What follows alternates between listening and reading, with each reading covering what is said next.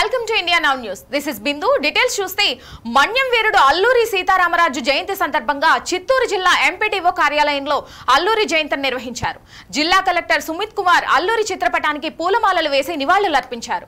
ఈ సందర్భంగా కలెక్టర్ మాట్లాడుతూ అల్లూరి సీతారామరాజు భారత స్వతంత్ర సంగ్రామంలో మహోత్సవ శక్తిగా వెలుగొందారని, ఆ మహానీయుడు స్ఫూర్తితో మనం పురోగమించాల్సిన అవసరం ఉందని తెలిపారు. ఈ కార్యక్రమంలో కుప్పం ఆర్టీఓ శ్రీనివాసులు, ఇతర ఉన్నతాధికారులు పాల్గొన్నారు.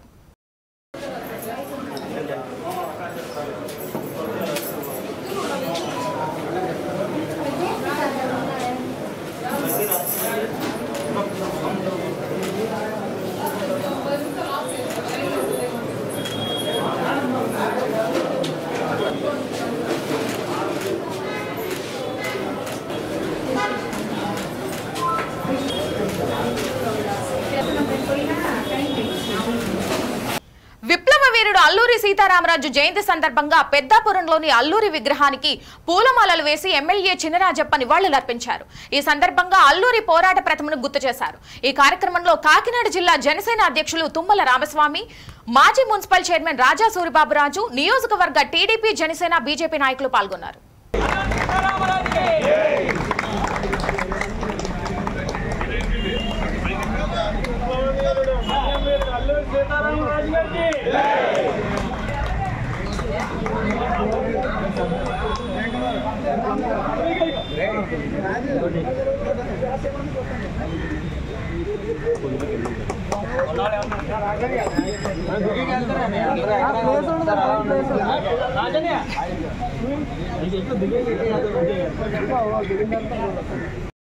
చిత్తూరు జిల్లా కుప్పం ఎంపీడీఓ కార్యాలయంలో ప్రజా సమస్యల పరిష్కారం కోసం ప్రజా సమస్యల పరిష్కార వేదిక కార్యక్రమం నిర్వహించారు.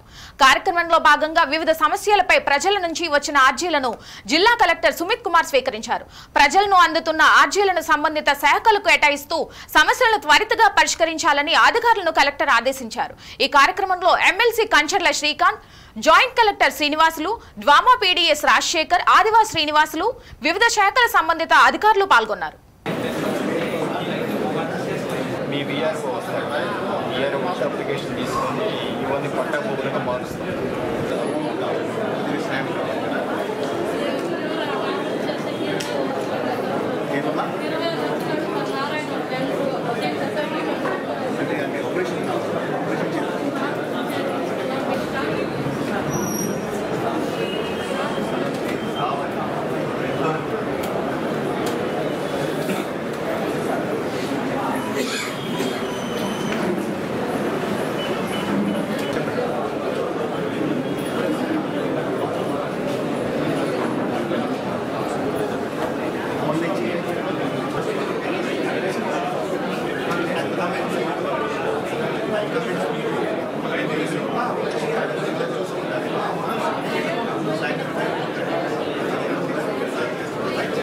విశాఖలోని శంకర్ ఫౌండేషన్ కమిటీ ఆసుపత్రికి 46 లక్షల వ్యయంతో వైద్య పరికరాలను ఎల్ఐసి ఆఫ్ ఇండియా బహుకరించింది. ఆసుపత్రిలో ఆధునిక రెటీనా పరికరాలను LIC of India south central zone manager Shyam Sundar ప్రారంభించారు. ఈ సందర్భంగా శంకర్ ఫౌండేషన్ హాస్పిటల్లో జనరల్ మేనేజర్ రాధాకృష్ణ శ్యామ్ సుందర్ ని సన్మానించారు.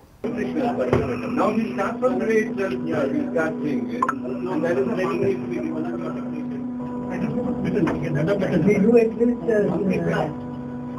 20 to 25 corneal transplants every month.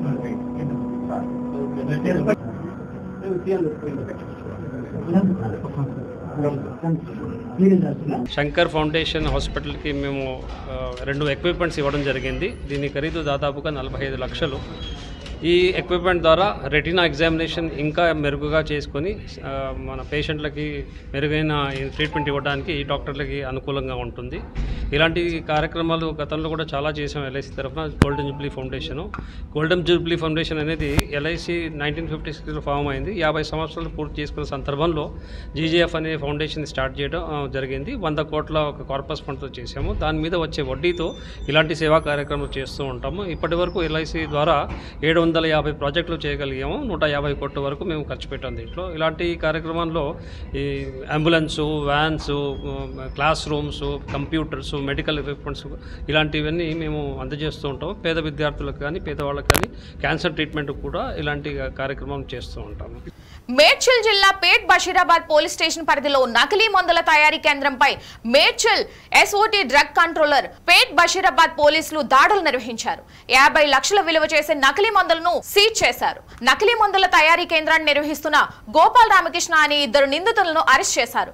Delhi స్థావరంగా నకిలీ మందులను దేశవ్యాప్తంగా నిహాల్ అనే వ్యక్తి సప్లై చేస్తున్నట్లు పోలీసులు వెల్లడించారు. ప్రధాన నిందితుడు నిహాల్ పరారీలో ఉన్నట్లు తెలిపారు. అనే అతను ఢిల్లీ నుంచి వీళ్ళకి రా మెటీరియల్ అన్నీ కూడా లేబుల్స్ ప్యాకింగ్స్ మొత్తం కూడా ఇక్కడ ఓన్లీ మ్యానుఫ్యాక్చరింగ్ ఇక్కడ ఈయన సేమ్ టైం మళ్ళీ నిహాల్కి పంపిస్తాడు. లేదా నిహాల్కి పంపిస్తాడు. ఇప్పుడు నిహాల్ని మనం కస్టడీ తీసుకుంటే అప్పుడు తెలుస్తుంది మనకి కొంత ఇక్కడ పంపిస్తున్నాడా మరి మొత్తం ఆడికే పోతుందా అనేది మనకి తెలిసే అవకాశం ఉంటుంది. రా మెటీరియల్ కూడా మనం సీజ్ చేసినాం మొత్తం కూడా. ఇప్పుడు దాదాపు మనం 25 లక్షల మెటీరియల్ 25 లక్షల మిషనరీ టోటల్గా 50 లక్షల వర్త్ ప్రాపర్టీని మనం రికవర్ చేయడం జరిగింది. ఇవన్నీ కూడా సీజ్ చేసి మళ్ళీ ల్యాబ్కి పంపించి అందులో ఎంతవరకు ఉన్నది ఏందనేది కూడా చూస్తాం. నిహాల్ కూడా అదుపులో తీసుకొని ఇంకా ఈ నెట్వర్క్ ఎక్కడి వరకు ఉంది, మన హైదరాబాద్లో ఉందా, తెలంగాణలో ఉందా, మొత్తం అక్కడ నార్త్ స్టేట్స్కి పోతుంది అనేది మనం వెరిఫై చేయాల్సిన అవసరం ఉంది. ఇతనికి కేసులు ఏం లేవు. కాకపోతే ఏంటంటే తను సర్జరీకి సంబంధించినటువంటి ప్లాస్టిక్ ఐటమ్స్ తయారు చేస్తున్నటువంటి ఇండస్ట్రీ ఉంది. అది చేసుకుంటూ కోవిడ్ టైంలో కొంత దానికి సంబంధించిన ట్యూబ్స్ కూడా తయారు చేశాడు. ఈ నిహాల్తో కలిసి కొంత ఫార్మా బేస్డ్ కొంత అవగాహన ఉన్నది. దానికి రిలేటెడ్ ఉందా పర్సంటేజ్ ఏమైనా 80-90% ఉంటే హార్మ్ఫుల్ కాదు. మరి 10% ఇలా డ్రగ్ ఉండి 90% ఇది ఉందన్నప్పుడు హార్మ్ఫుల్ అయ్యే అవకాశం ఉంటుంది. అది మనకు రిపోర్ట్స్ బట్టి తెలుసు. మేము ఈ సిక్ ఇండస్ట్రీస్ కూడా అన్నీ వెరిఫై చేస్తున్నాం. ఎస్ఓటి వాళ్ళు, డ్రగ్ ఇన్స్పెక్టర్స్, లోకల్ పోలీస్ కూడా. మేము లాస్ట్ టైం కూడా మొన్న గాంజా పట్టుకుని కూడా చెప్పడం జరిగింది. ఈ సింథటిక్ డ్రగ్స్ కూడా గతంలో చాలా సందర్భాల్లో సిక్ ఇండస్ట్రీస్లో తయారు చేస్తున్న మనకు అనుమానాలు ఉన్నాయి. కాబట్టి వాళ్ళు కూడా ఓనర్స్ ఎవరైతే సిక్ ఇండస్ట్రీస్ ఓనర్స్ వాళ్ళు కూడా చూసుకోవాలి అక్కడ ఏం జరుగుతుంది ఏందనేది. లేకపోతే మనం వాళ్ళ మీద కూడా తర్వాత మళ్ళీ కేసులు పెట్టాల్సిన పరిస్థితి వస్తుంది. కాబట్టి వాళ్ళని కూడా అప్రమత్తం కావాల్సిన అవసరం ఉందని చెప్పి మీ మీడియా ద్వారా తెలియజేస్తాం.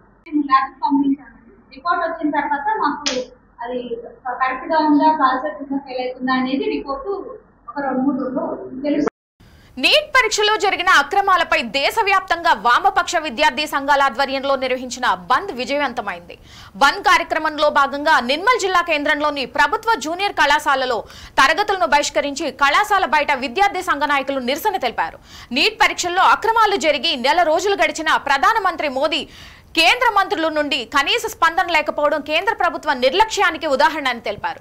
వెంటనే ఎన్టీఏను రద్దు చేసి మరోసారి నీట్ పరీక్షలు నిర్వహించి విద్యార్థులకు న్యాయం చేయాలని డిమాండ్ చేశారు. ఈ కార్యక్రమంలో ఎన్ఎస్యుఐ, పీడీఎస్యు, ఎస్ఎఫ్ఐ, ఏఐఎస్ఎఫ్ ముఖ్య నాయకులు పాల్గొన్నారు.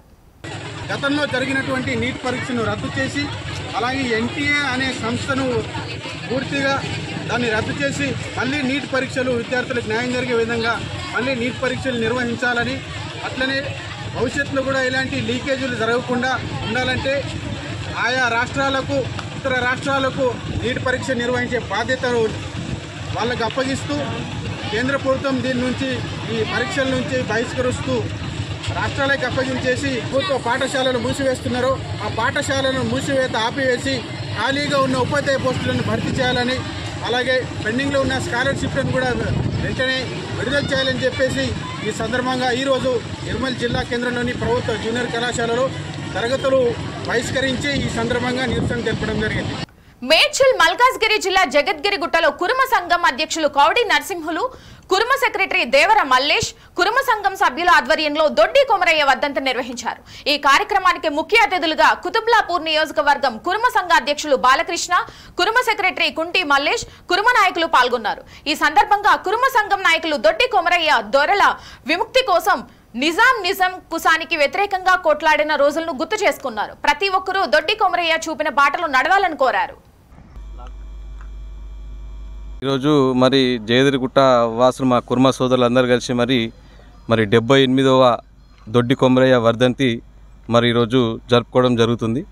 మా కుర్మ సోదరులందరూ కూడా మా దొడ్డి కొమరయ్య గారు కూడా కుర్మయ్య కాబట్టి మరి ఆయన సాయుధ పోరాట వీరుడు, జవాన్, ఒక రజాకాలను ఉద్యమంలో ఉరికించి ఉద్యమం చేసినటువంటి దొడ్డి కొమరయ్య గారు ఈరోజు వర్ధంతి చేసుకోవడం మా కుత్బుల్లాపూర్ కాన్ఫరెన్స్లో మరి ఫస్ట్ విగ్రహం ఇక్కడ ఆయన వర్ధంతి చేసుకుని ఎంతో గర్వకారంగా నాకు అనిపిస్తూ ఉంది. మరి ఇక్కడ డివిజన్ అధ్యక్షులు లాంటి నరసింహులు, మరి మల్లేషు, మరి కాన్సెన్స్ బాలకృష్ణ గారు, మరి మన డివిజన్ 132 డివిజన్ దుర్గయ్య గారు, మరి మా కాన్స్టెన్సీ అడ్వైజర్ మా ప్రతాప్ అన్న గారు మరి అందరు కూడా ఈరోజు దొడ్డి కొమరయ్య విగ్రహం వర్ధంతి రోజు ఇక్కడ మన జయదిరిగుట్టలో ఎంతో గర్వంగా నిర్వహించారు.